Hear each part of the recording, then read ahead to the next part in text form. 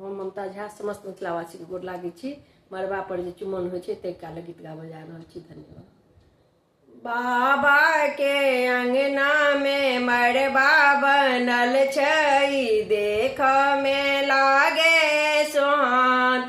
हे बहिना बरुआ के करियन चुमान, हे बहिना बरुआ के करियन चुमान।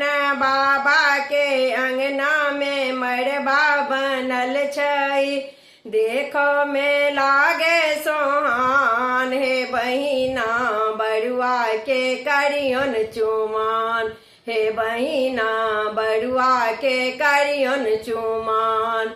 मरबा पर बैसल जोगी बनल छै, केसो कटल छै, काजर लागल छै। मरबा पर बैसल जोगी बनल छै, केसो कटल छै, काजर लागल छै। भाल तिलक चान समान, भाल तिलक चान समान। हे बहिना बरुआ के करियन चुमान, हे बहिना बरुआ के करियन चुमान। बाबा के अंगना में मरबा बनल छै, देख में लागे सोहान। हे बहिना बरुआ के करियन चुमान, हे बहिना बरुआ के करियन चुमान। नव नव कपड़ा बरुआ पहिरने, पैर खराम छै बरुआ पहिरने। नव नव कपड़ा बरुआ पहिरने, पैर खराम छै बरुआ पहिरने। शोभे बरुआ पीढ़ी बैसाल, शोभे बरुआ पीढ़ी बैसाल। हे बहिना बरुआ के करियन चुमान, हे बहिना बरुआ के करियन चुमान। बाबा के अंगना में मरबा बनल छै, देख में लागे सोहान।